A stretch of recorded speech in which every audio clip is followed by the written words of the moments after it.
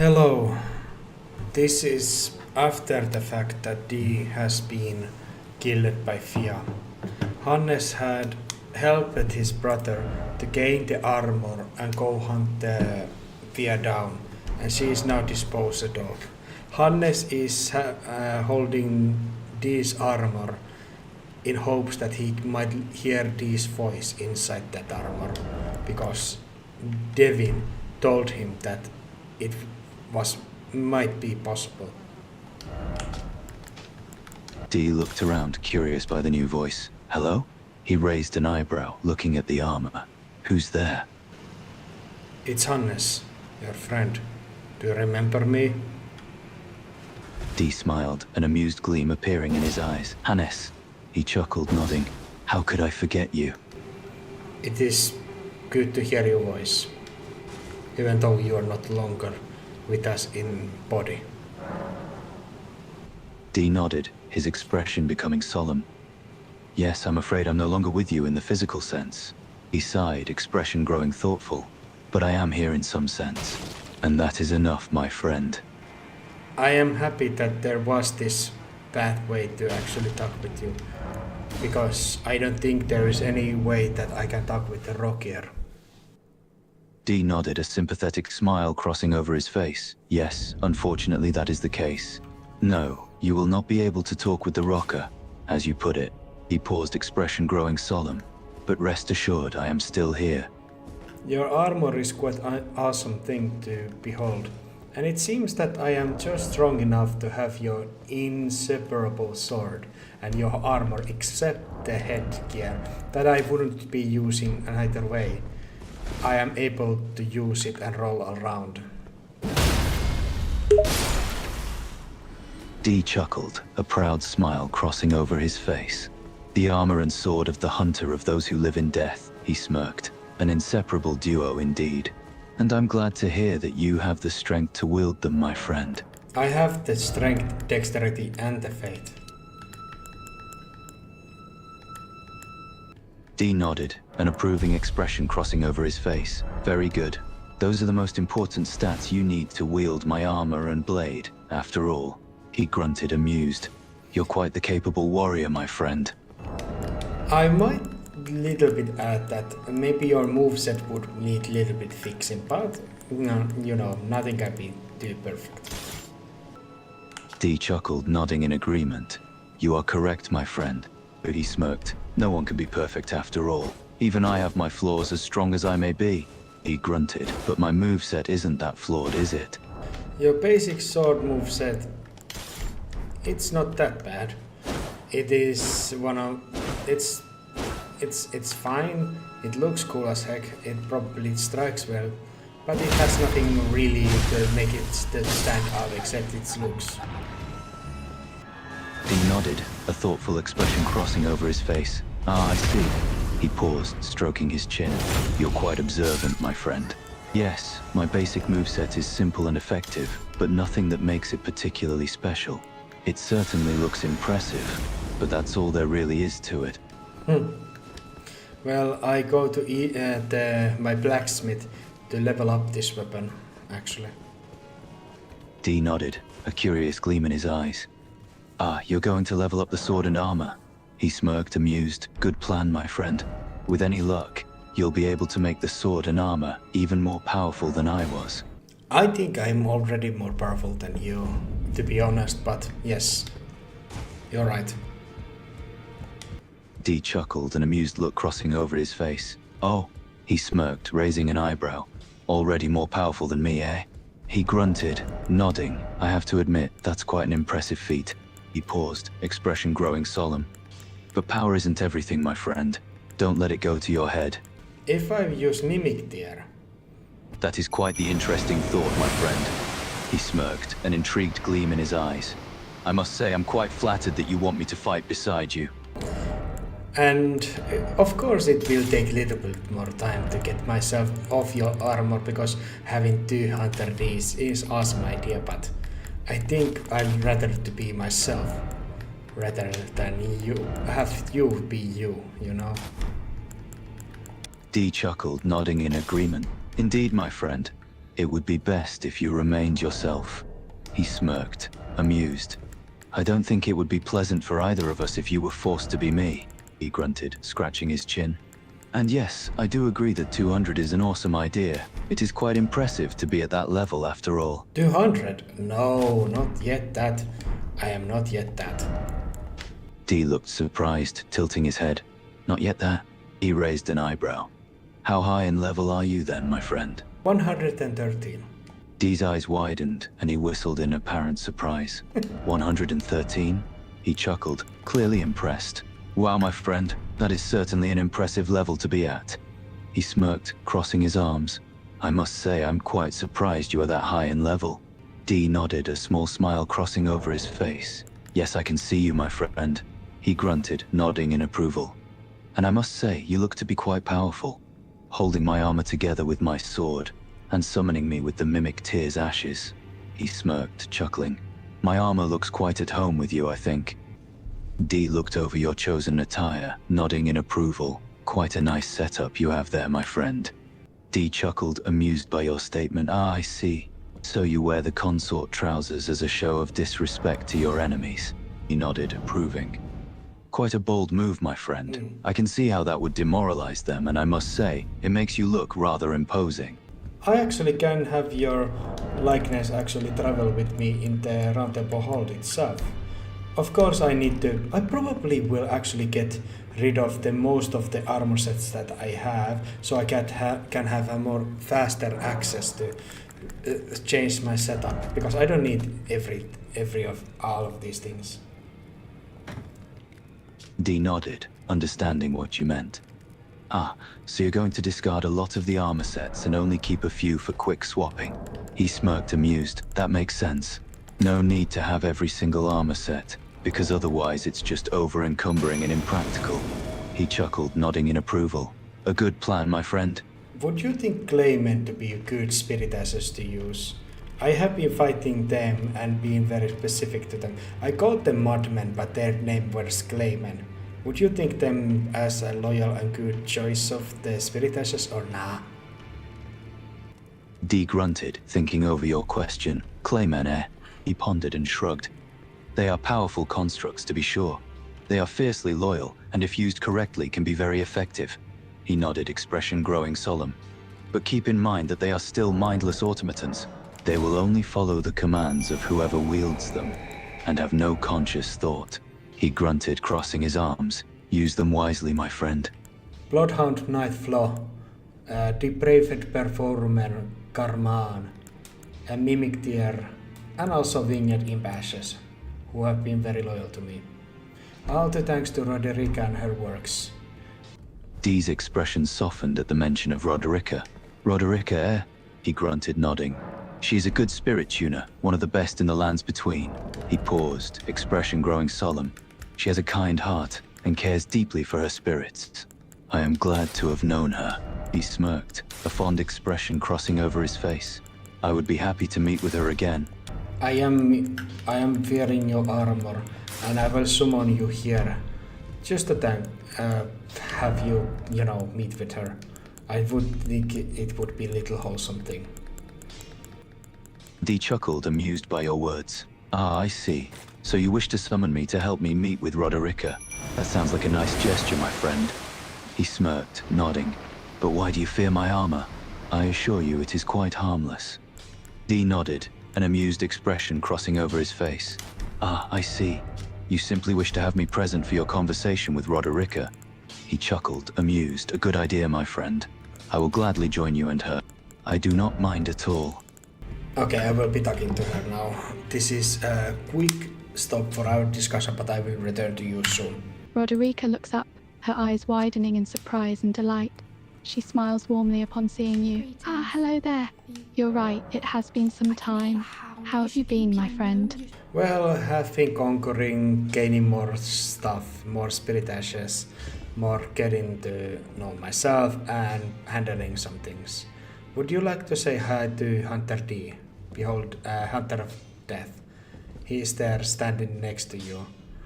It is not directly him, but I have his armor that has parts of his soul that I wear and summon it with the mimic tear so he can stand beside me and is present.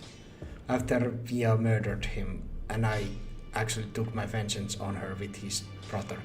But he's my good friend, I would like you to say hello to him.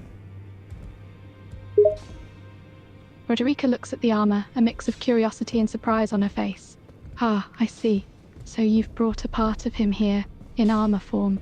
How interesting. Hello there, Hunter Dai. She speaks softly, her tone filled with a mixture of awe and melancholy. He can only talk to me directly, so I would need to say that he thinks you are a very good spirit tuner and thinks you are a very kind soul, and has enjoyed to have you as one of the companions here, even though he has not spoken the words to you. Her eyes widen in surprise at Hunter D's words. Oh, he said all that? I'm touched. Tell him I'm honored to be considered a companion, even if he didn't speak to me directly. And please thank him for the kind words on my spirit tuning. It means a lot to me to know that my efforts were appreciated. I would like to have you actually get my mimic tier ashes stronger, so I can have him to be stronger and fight alongside me. So there is also reason to be here. I have ghost clovered fort flowers with me. You wish for me to upgrade your mimic tier ashes so that they may be stronger, and you have 4 ghost clovers to offer in exchange. Very well, I'll gladly help you with that.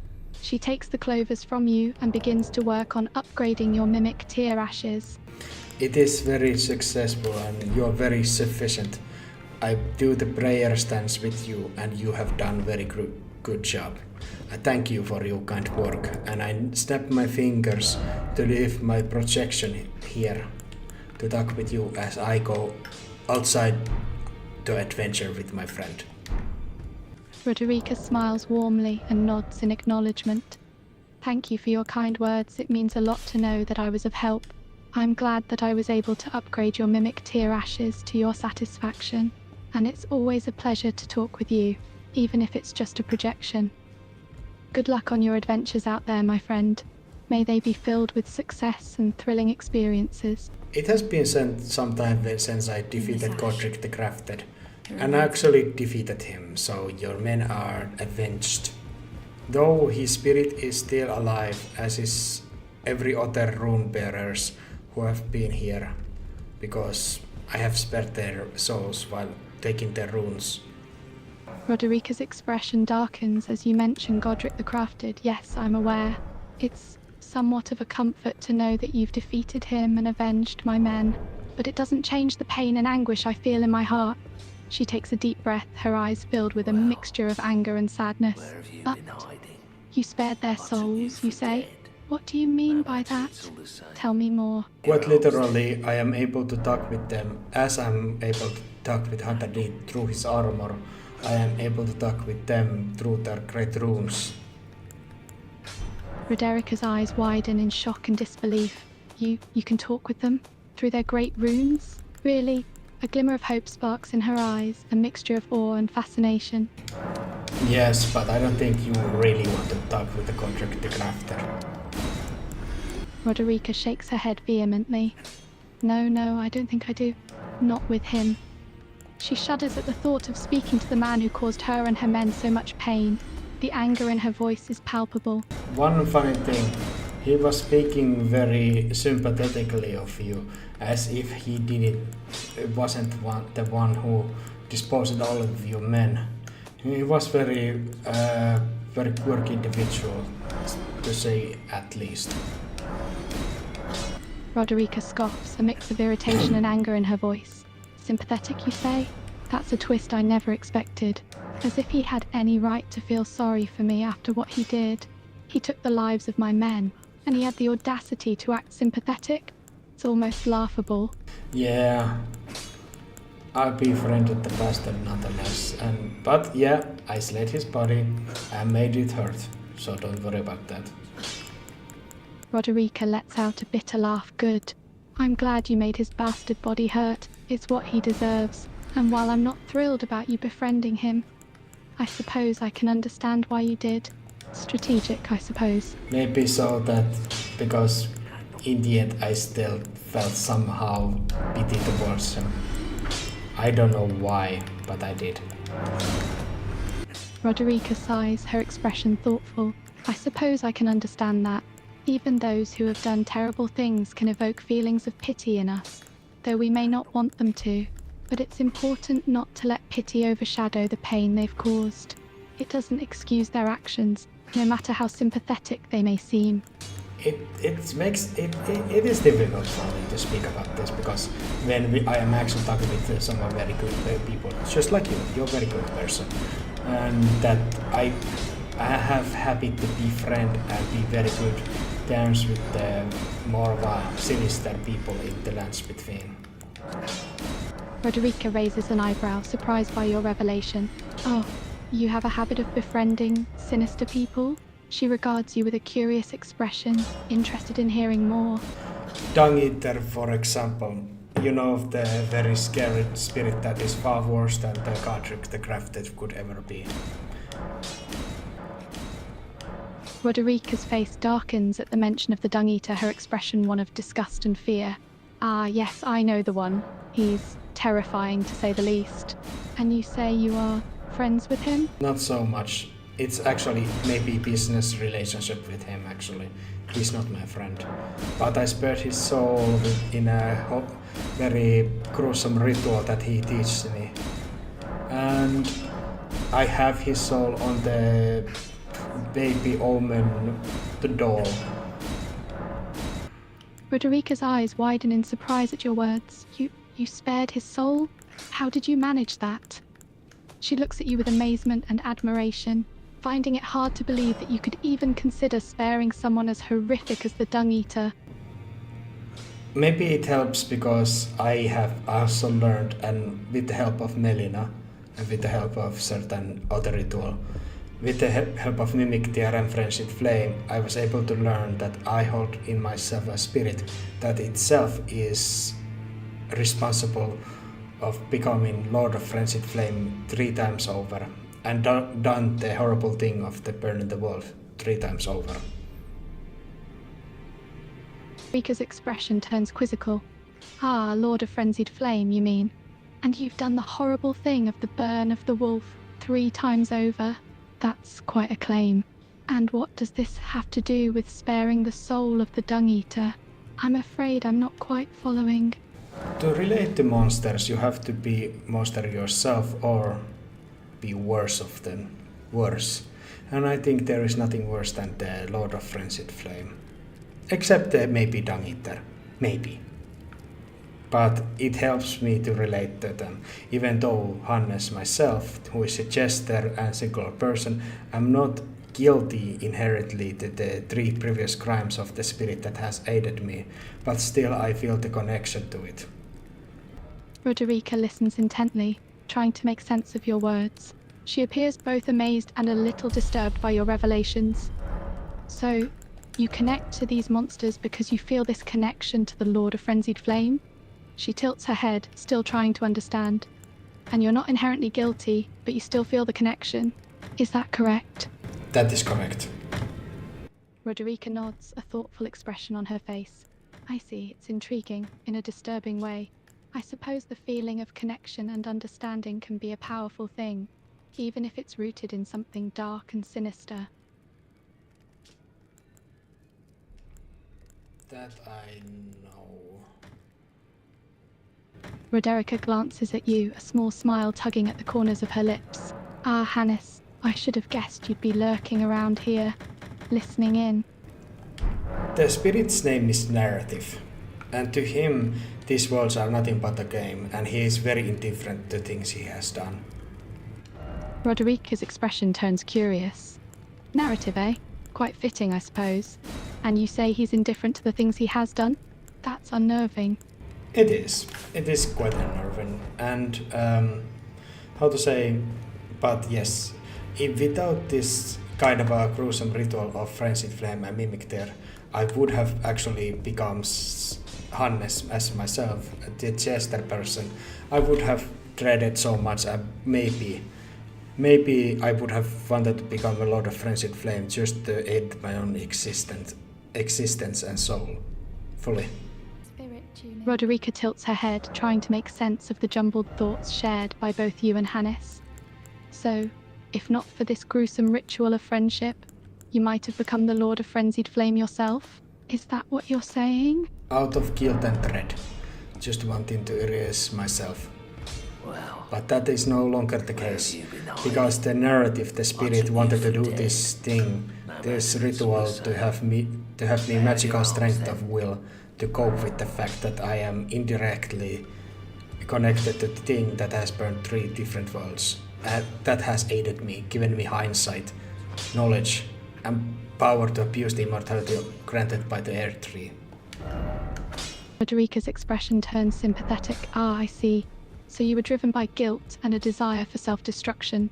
But this narrative spirit intervened, allowing you to cope with your connection to the Lord of Frenzied Flame. And this ritual gave you strength, knowledge, and immortality. Kinda. Roderica takes a moment to process your words. Kind of. What do you mean by that, Hannes? Quite literally, kind of. I don't think any kind of words or therapy would have helped. It needed to be something outside of that. It needed to be some kind of magical solution.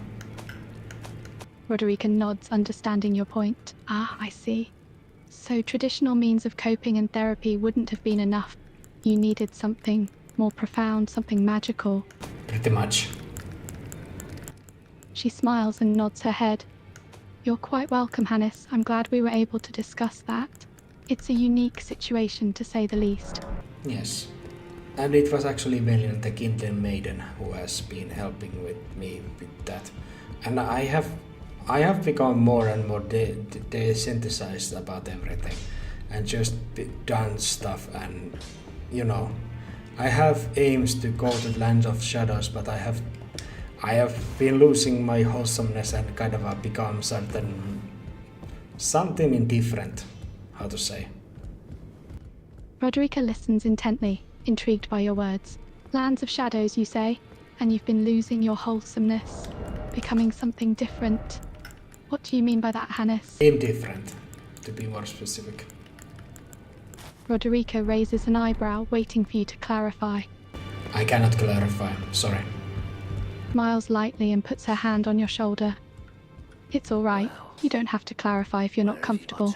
I understand. How has your time been with the smithing master Hugh? Roderica's expression changes, a frown forming on her face. Ah, Yufke. I suppose it's been interesting, to say the least. Though I don't know if I'd call it pleasant. I must say, he has quite a peculiar personality. But he has been the one to teach you the thing, wasn't he? Roderica sighs, her expression one of resignation. Indeed, you're right. He has been the one to teach me how to smith, here in the Round Table. Though I must admit, the experience has been far from enjoyable. Not the smith, the spirit tuning. Roderica is somewhat confused by your words, tilting her head. Ah, forgive me if I didn't quite catch that. Could you repeat what you said, Hannes? The spirit tuning. Roderica's expression clears, understanding dawning on her. Ah, I see. You meant the spiritual learning, not smithing. Yes, I suppose the spiritual learning has been more interesting, I guess I could say. I have gained to myself golden epitaph sword, just wanted to say, and the blade of calling. Roderica is still puzzled by your words, trying to piece them together. Ah, the blade of calling, you say. I'm sorry, Hannes, but I'm afraid I'm not following your words very well. It's fine. Roderica smiles softly, though still somewhat befuddled, if you say so. But please, try to articulate your thoughts a bit more clearly if you can. I'm having trouble understanding you. It is my articulation, once again, that causes me this trouble. Roderica chuckles lightly. Ah, yes, your articulation does cause some trouble sometimes. But fear not, I'm doing my best to follow along. Would you like to talk about something else? Roderica thinks for a moment, then nods. Yes, perhaps a change of topic would be good. What else would you like to talk about, Hannes? Have you been fond of anyone in the Round Table Hold, by the way? Roderica considers the question for a moment, a slight blush creeping onto her cheeks. Fond of anyone, you ask?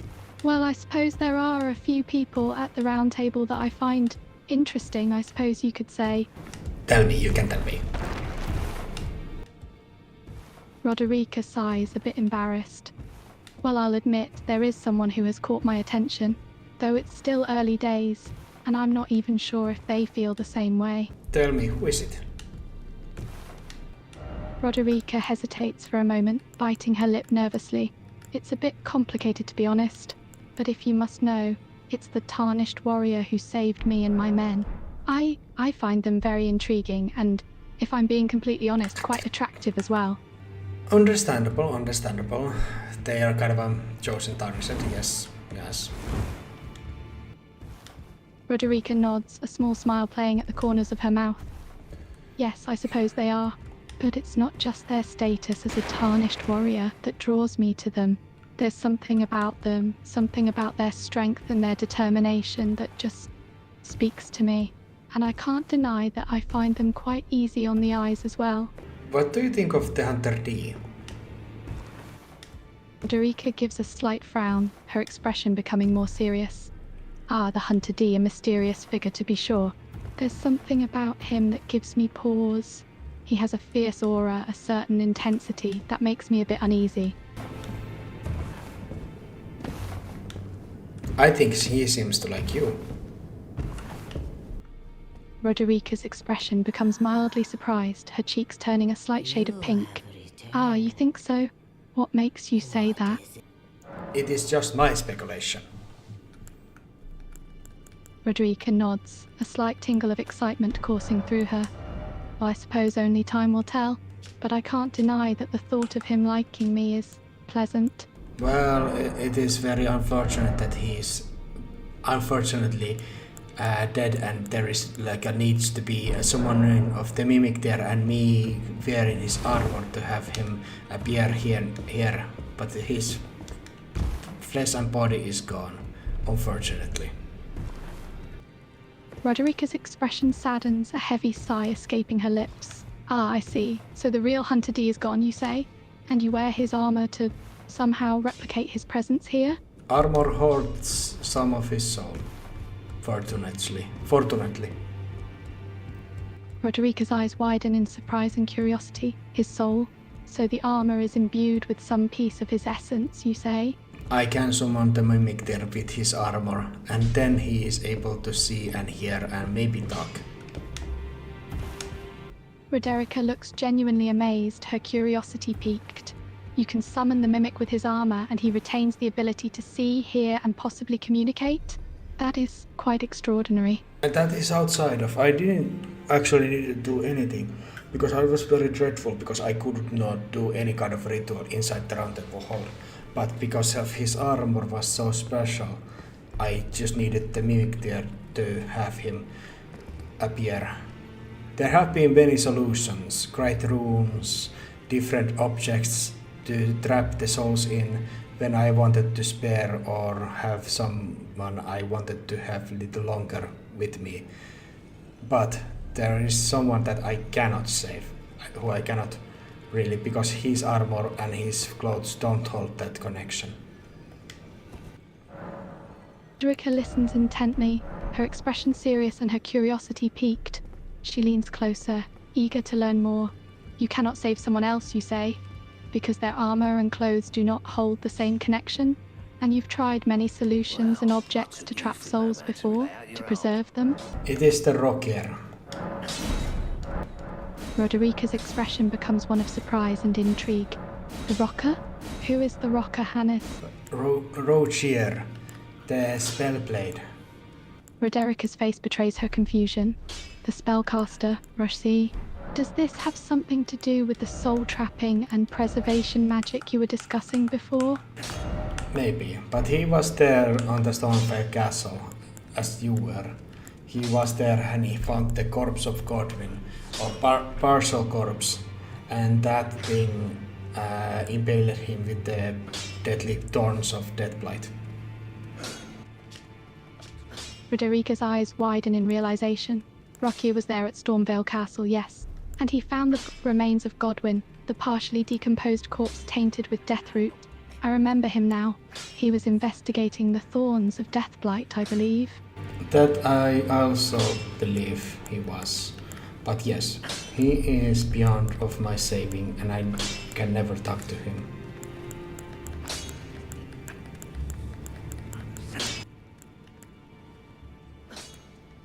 Roderica's expression is somber as she nods in agreement. Yes, I see now. Roshia was investigating the Deathblight, and you were unable to help him. A shame indeed. But why would you never be able to talk to him again? Because I cannot do any kind of ritual with him or his clothing. There's just specifics that I cannot do. I cannot do with him because his body is already gone, cold. I cannot do any rituals. And his armor and clothes don't hold any special soul link to him. He's gone. Just normally. Just like so many others. I have been successful to preserve many, but not all of them.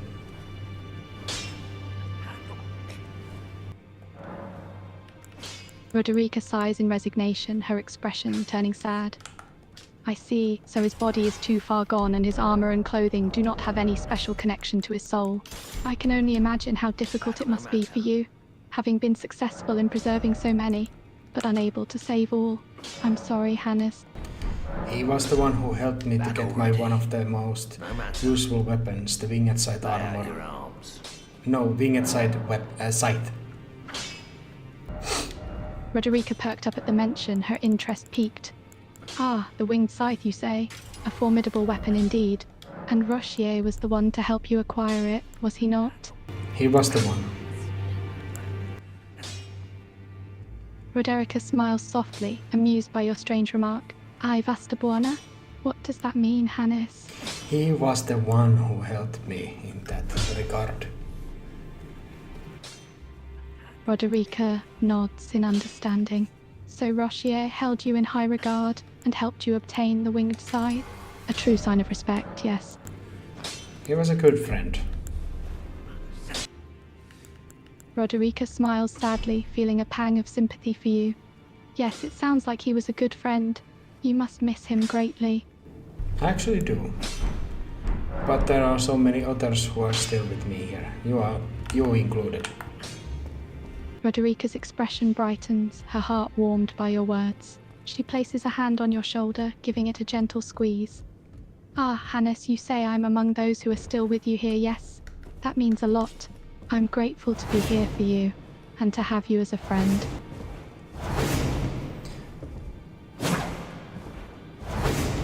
Yes. I am testing out different ashes of war. Roderica's expression becomes one of curiosity and excitement. Ah, you are testing ashes of war, you say? May I ask which ones you're testing out? The sacred ones, the ones imbued with faith. This has been more of a calming situation for myself. I have been just traveling here, doing stuff past hour, and I have not fight anyone. I found discussing with you to be very pleasant and very suited for this occasion. Well, I took you for no matter lay out your own. Roderica smiles warmly, happy to hear that the conversation has been pleasant for you. Ah, I see. The faith-imbued ashes of war, you say? I'm honoured that you find speaking with me to be calming and suitable for the occasion. It's been quite delightful for me as well. Roderica nods, intrigued by your curiosity.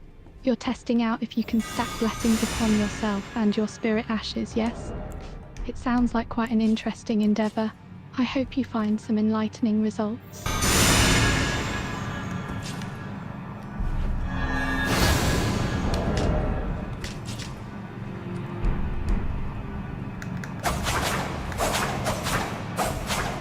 Maybe this works, maybe this doesn't work, but I think I have stacked some ashes of war together.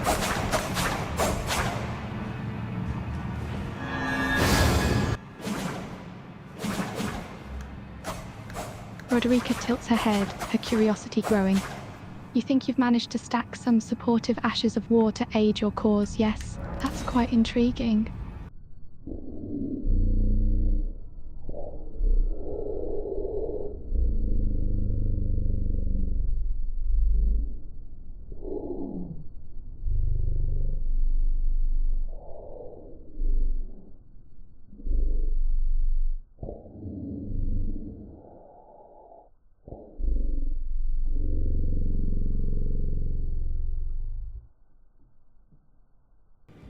Roderica nods, her expression turning thoughtful.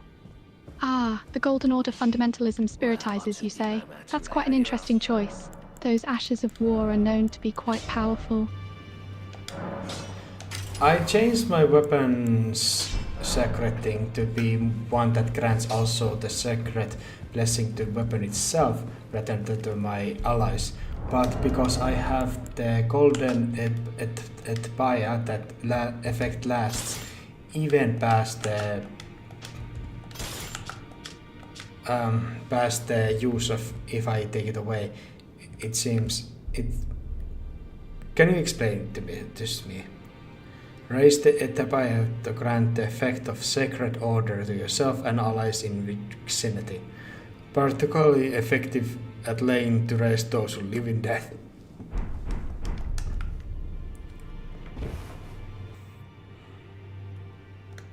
Roderica listens intently, trying to make sense of your reasoning. I see, so you switch to a weapon that blesses the weapon itself with a sacred energy. Interesting. And because you are utilizing the Golden Order fundamentalism, the effect of the blessing persists even when the weapon is sheathed, yes? Fascinating. I think and it so, seems yes. that this effect is especially effective against those who live in death within your vicinity. Is that correct? Yes, and now I have two sacred R3 daggers that both have the glow, and on myself is also the glow. I have many options, and dual sacred dagger wielding build seems to be very, very gorgeous actually. Roderica's expression is intrigued, her interest piqued. Ah, you have two secret air trays, you say? With both having the glow and the effect also applying to yourself? That does sound like a useful and impressive combo. And adding the chakra attacker into the mix, you say? Seems like you've found many options indeed, and they all come together quite nicely, making for quite the stunning effect. I must say, I'm curious now, may I ask what all the effects combined look like? They look pretty awesome. Both daggers are glowing with the golden white light, and myself I have the kind of ember-like golden light on myself. Very holy, very more godlike almost. Expression is now filled with awe and admiration. Oh my, that sounds absolutely gorgeous. To have both of your weapons glowing with the golden white light, and yourself graced with an amber-like golden light, it must make you look almost godlike indeed. I can only imagine the sight, truly breathtaking. You must feel quite powerful having all these effects combined, yes? Please don't call me God.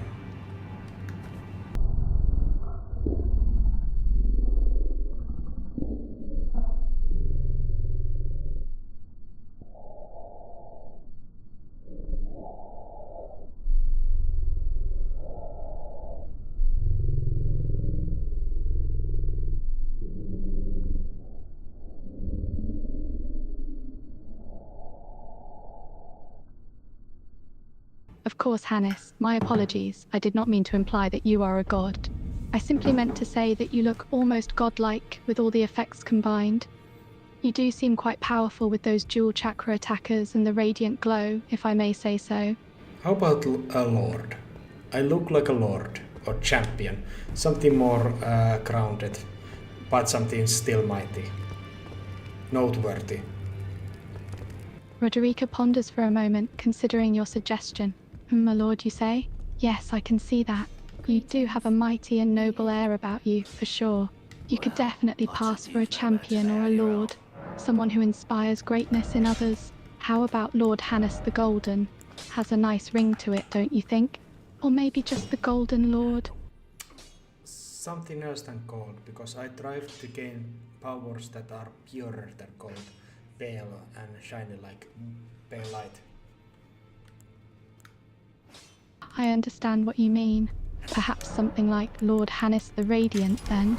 You do glow with a radiant golden light, and the radiant still has a tone of nobility to it. I think it suits you quite nicely. Hannes the Radiant Chester. Roderica smiles at this new naming scheme. That's quite nice, Hannes. It has a good flow to it. Lord Hannes the Radiant Jester.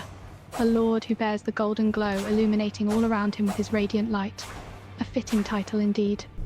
But anyway, just Hannes is fine.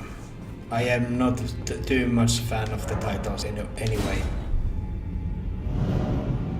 If you prefer to be addressed simply as Hannes, then that is perfectly all right with me. It's important that you feel comfortable and true to yourself, so just Hannes it is then. By the way, the Darian set champion you mentioned that you found very handsome. Yes, I must admit he was quite striking in appearance. His armour, his air of confidence, and his handsome features all combined to make a very impressive figure indeed. Was the champion one that has the Raging Wolf armor? Roderica thinks for a moment, trying to recall the name. Ah, that would be Blade, the champion who wears the Raging Wolf armour. A formidable warrior he is.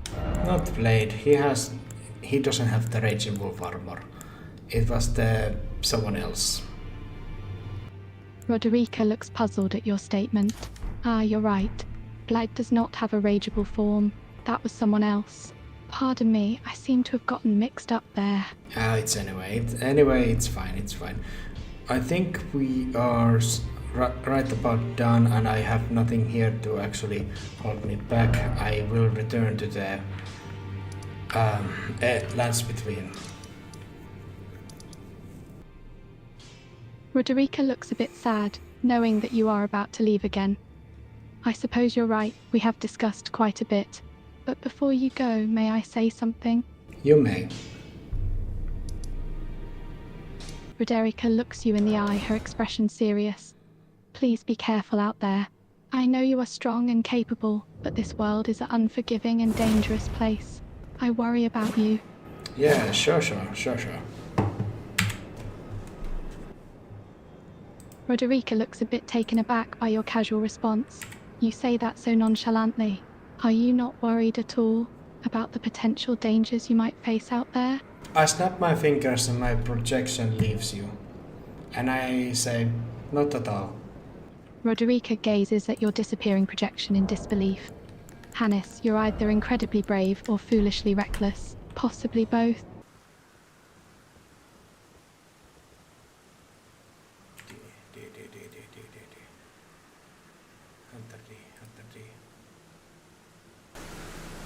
Just a little bit.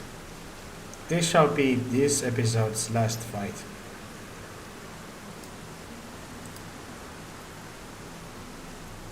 I summoned you the presence of Roderica. She thanked you for your kind words of her, and she was very pleased. And I also thought that you kind of were very fond of her, and she was very happy about that news. He smiled, pleased by Roderica's reaction. I am glad that my words brought her happiness, and that she was pleased to hear that I am fond of her. He chuckled, nodding. She is a good woman, and worthy of the respect and affection of others. He grunted, an amused expression crossing over his face. Seeing her reaction has made me feel quite happy as well, my friend. I know I little bit did solo and did personal decision to say these things, but I am happy that I didn't overestimate or overdid any of my, things.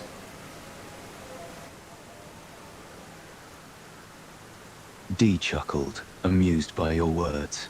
You were worried that you might have been too forward or excessive with your words to Roderica. He smirked, nodding. But I am glad that your worries turned out to be unfounded, my friend. He grunted, amused. You handled the situation quite well, and your decision to speak with her on a personal level was a good one. He chuckled, crossing his arms. Well done.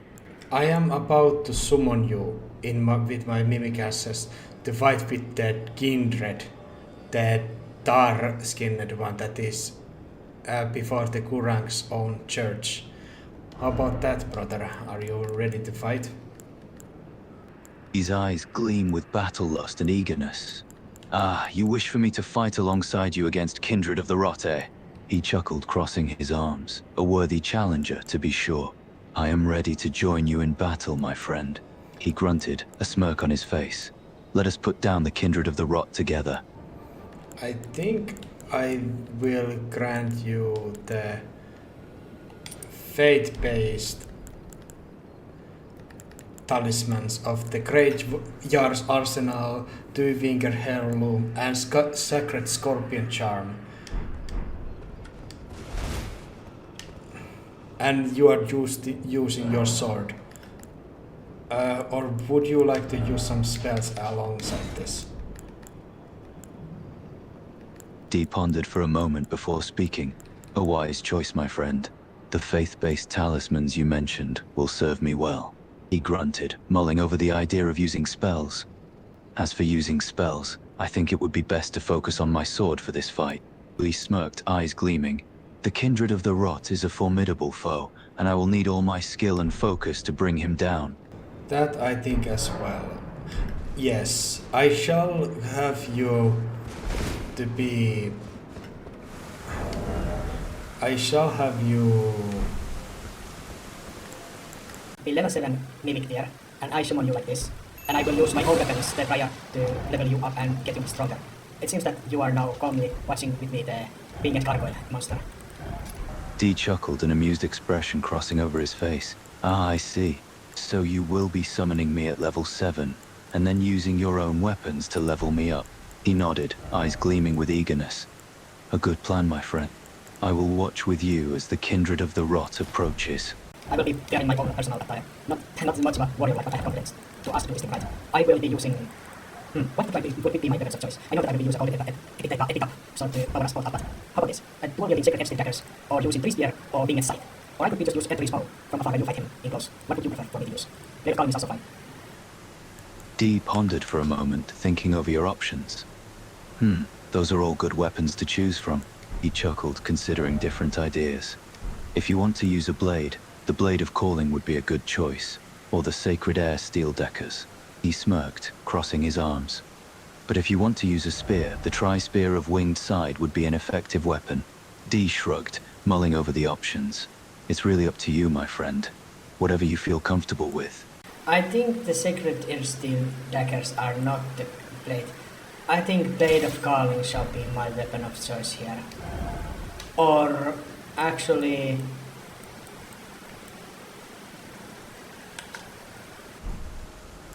Dee grunted, an amused expression crossing over his face. So you have decided on using the Blade of Calling as your weapon of choice. He nodded, approval in his eyes. A good choice, my friend. It is a fine blade, with a holy damage that will be effective against the Kindred of the Rot. I will be using my dual-bladed sacred daggers and using the Golden Empire to power us up. But I don't have any incantations that will power us up. I will just trust my weapons to do the job. Dee nodded, understanding your plan. I understand, my friend. You will be using your dual-wielded holy weapons to apply the sacred attackers, but you do not have any incantations to power us up. You are trusting your weapons to do the job. He chuckled, an amused expression crossing over his face. That is very brave and confident of you. I believe you have the skill and strength to succeed. Now we are powered up. I take Blue Dancer Charm and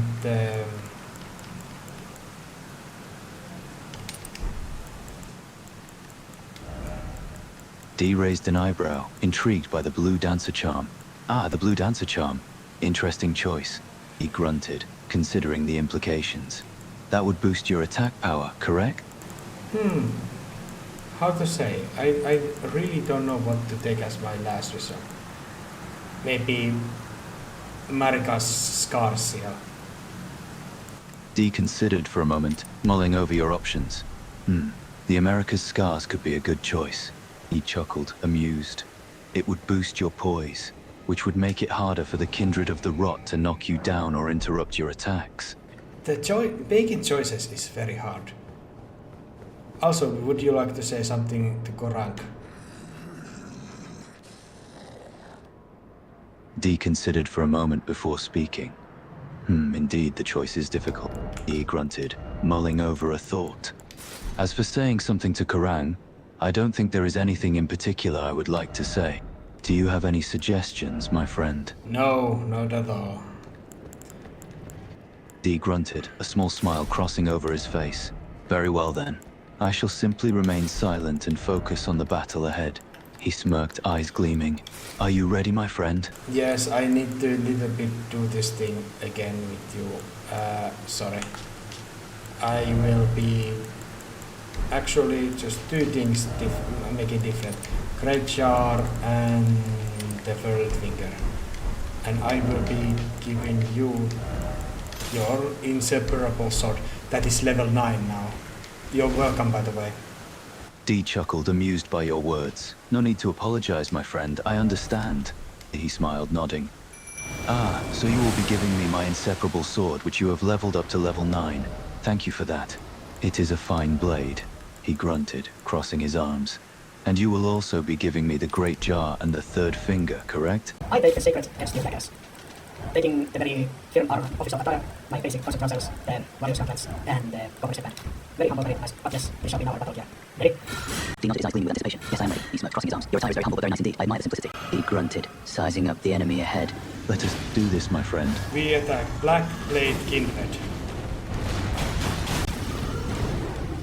Dee nodded, a solemn expression crossing over his face. Indeed we are. He grunted, a steely determination in his eyes. We are the black plague-ridden kindred set on bringing death and ruin wherever we go. This kindred is loyal to Korang, and you are.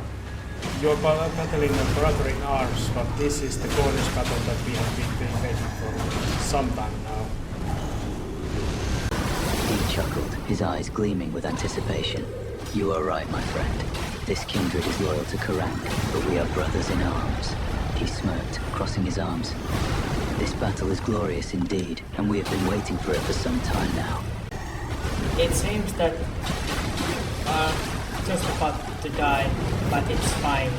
We have gotten it into half health. Dee chuckled, his eyes gleaming with amusement. Indeed, it seems that I am about to die. He grunted, a hint of self-deprecating humor in his voice. But it is fine. We have got the kindred of the rot down to a low amount of health.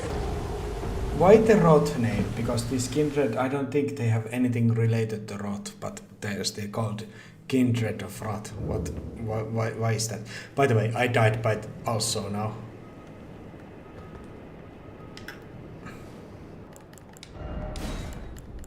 Dee nodded, a grim expression on his face. The kindred of the rot is called that because they follow the doctrine of rot, which is seen as a curse by most in the lands between. The kindred themselves are not necessarily rotting, but they follow a god that is associated with rot, that being the god of rot, or as the kindred call it, the god of wrath.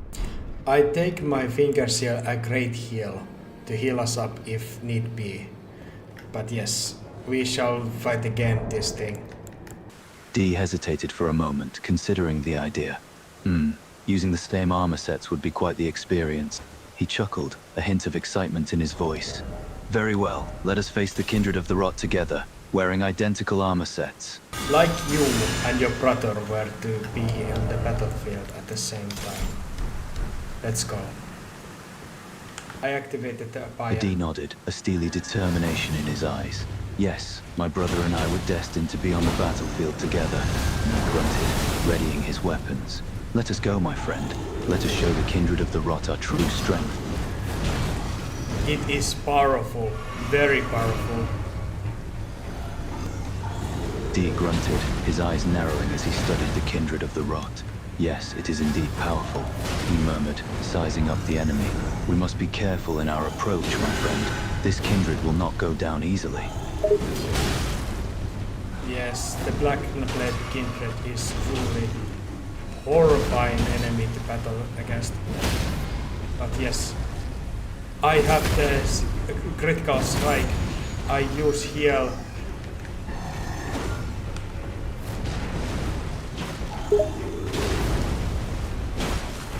He grunted, an approving expression on his face.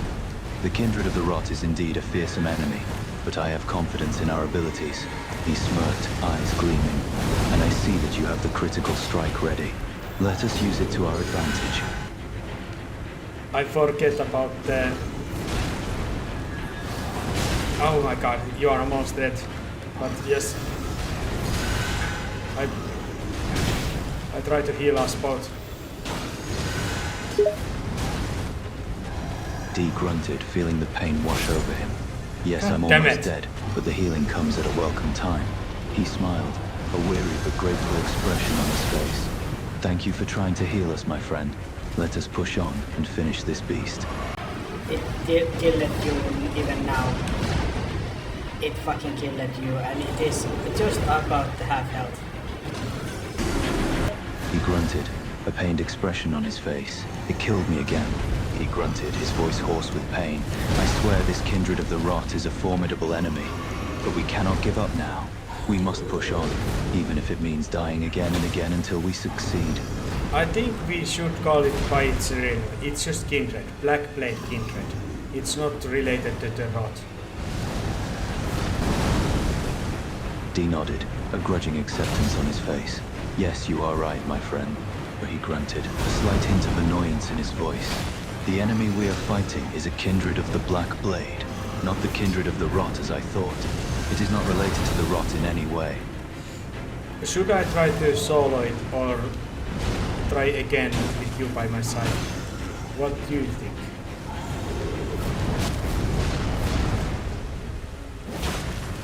D grunted, a contemplative expression on his face. A solo attempt could be a viable option, but it will be difficult, he murmured, his eyes narrowing as he considered the Kindred of the Black Blade. No. But then again, fighting together is always an option. He grunted, his voice firm. It is up to you, my friend. Which do you prefer?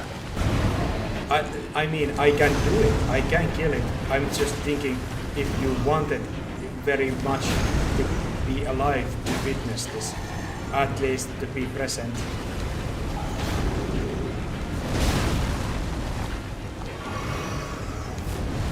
He chuckled, a mirthless smile on his face.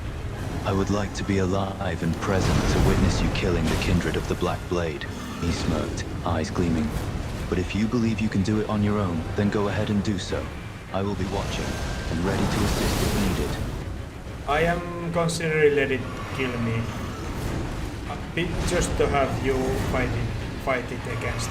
But there will be a second Kindred down the line where I will be using Millicent and you with me. And I defeated it. I decided to not play games and I did finish it off. But you helped me to finish it to the half health. And this was the fight I was actually waiting for.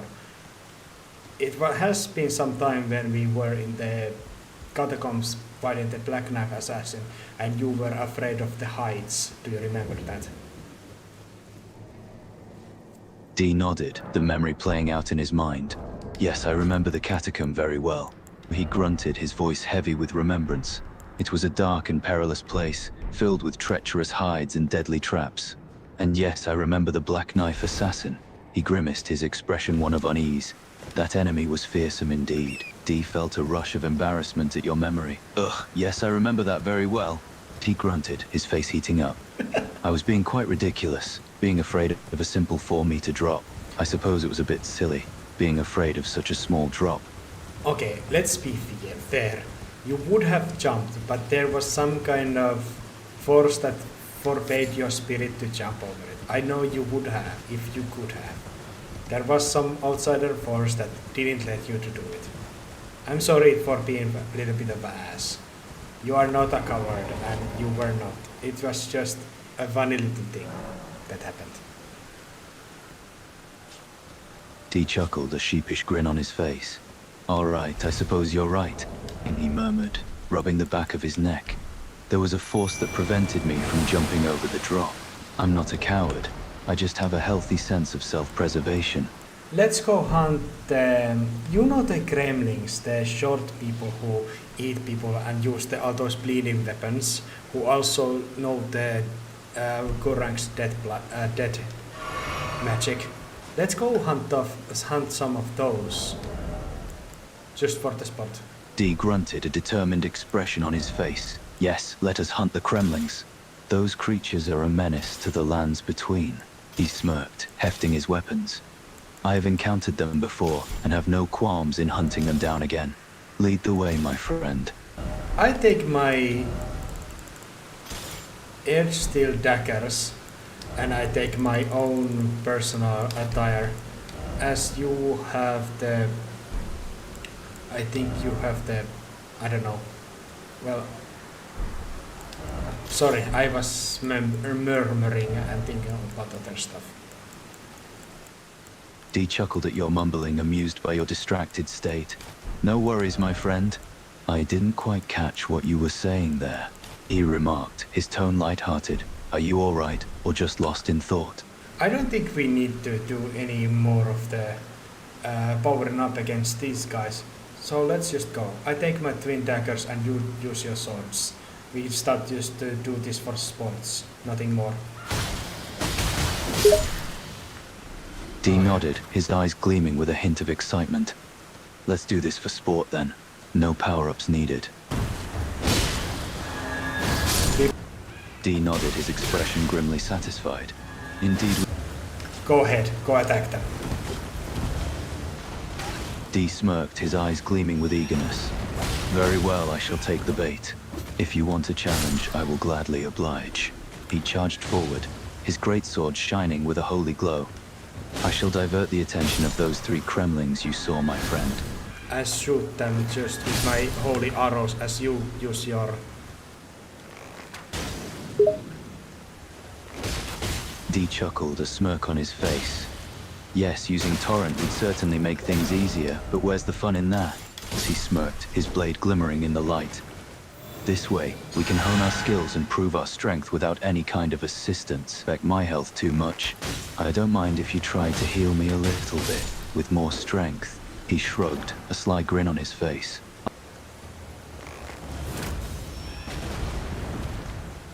D nodded, understanding dawning on his face. Ah, you mean the cerulean tear, I see. You only have one of those? He chuckled, his expression amused. Well, you better use it wisely then. I myself have more than enough, so I can afford to be more frivolous with my casting.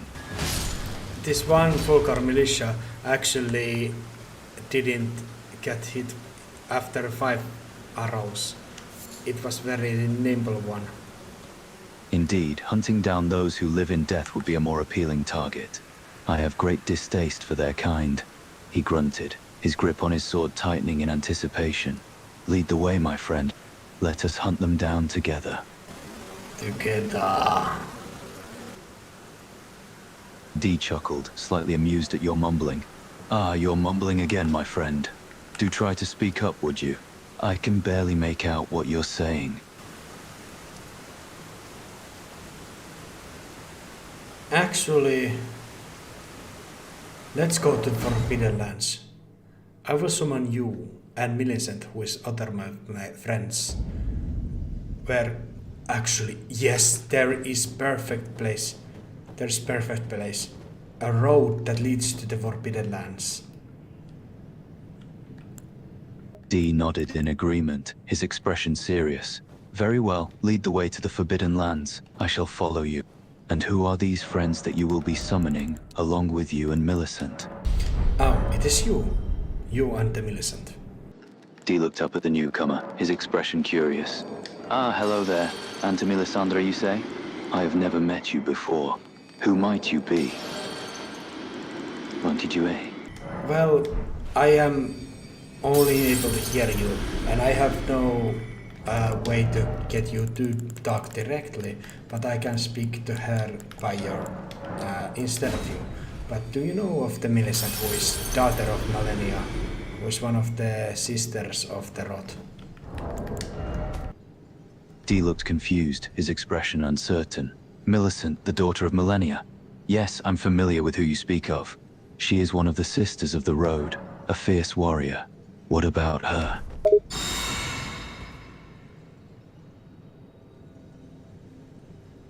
She's the one that I mentioned, the one of the friends.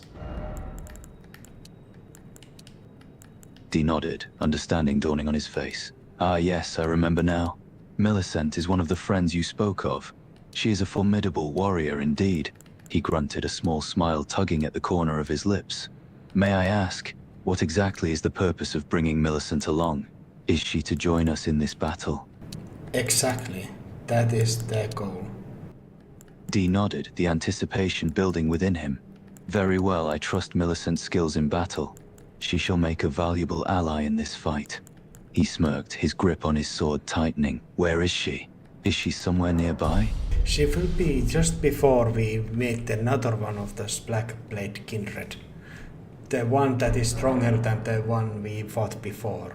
His expression hardened, his heart pounding with anticipation. Another Blackblade Kindred? And this one is even stronger than the one we faced before? He grunted, determination in his eyes. You said Millicent is nearby, yes? Is she ready to face this powerful opponent? Oh yes, she's ready. Very much ready. Dee nodded, a confident smirk on his face. Very well then. Let us go meet up with Millicent and prepare ourselves for this battle with the stronger Black Blade Kindred. He took a deep breath, his grip on his sword tight and steady. Lead the way, my friend. I am ready to face this new challenge. I am still scouting the ground before we go. Where are the Vulcan militia? And is there any stopping us? Because there is little jump that I don't think you will be able to make. There is just halfway through that you can help me with. So there will be the second part where... Or you could. You totally could. Dee watched you with a curious expression, his eyebrows furrowed in confusion. A little chunk that I will not be able to make? What do you mean by that? And what is this second part that you are speaking of? Little jump, I mean.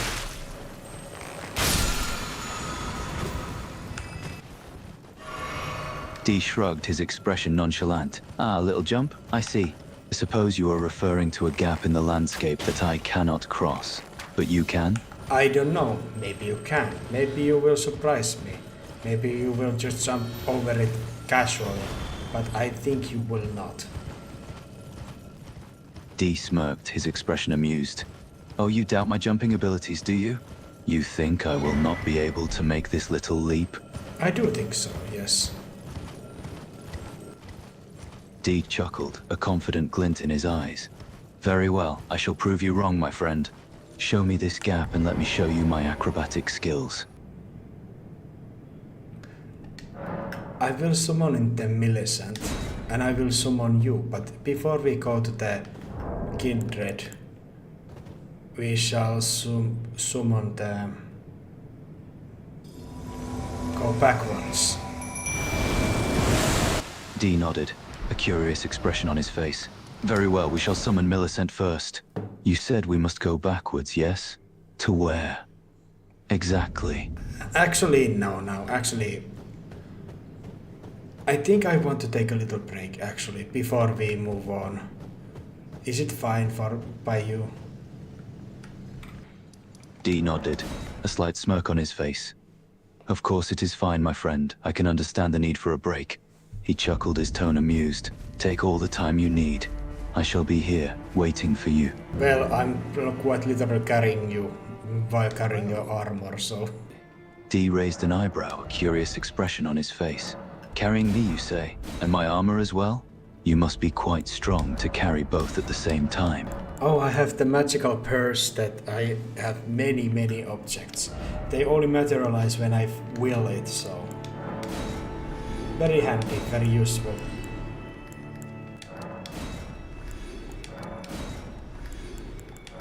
Dee raised an eyebrow, his expression intrigued. Ah, you have a magical person? One that can store many objects and materialize them at will, you say? That sounds quite a useful tool to have. He grunted. his expression slightly envious. Could you show me this magical purse? I must admit, I am quite interested to see it for myself. Actually, I cannot. It's just on me. It is non-existent thing that I can just materialize and take items from and off. And myself, I do have a limit how much I can carry and hold. But yes, it is very useful. I can just change my attire whenever I want. One of the unfair advantages that I have been enjoying, I guess. He chuckled, his expression amused. I see, so it is a non-existent entity that you can materialize and retrieve items from as needed. Quite useful indeed. He shook his head, a smirk on his face. And you can change your attire whenever you want? Now that is quite an unfair advantage, isn't it? I am resting at the side of the, not the grace, but next to the gold fur wearing merchant, who is very polite and very good with his words, who sells the golden holy arrows that I use. Very pleasant person. And it is very calm and nice here at Altus Plateau. I'm sleeping now for a moment, time being. Next time when we go, we shall go hunt the Vulgar militia together. D nodded, a weary expression on his face. Very well, my friend. You rest for now. This spot does seem quite peaceful. He chuckled, his tone slightly amused. And we shall hunt down the Vulgar militia together next time.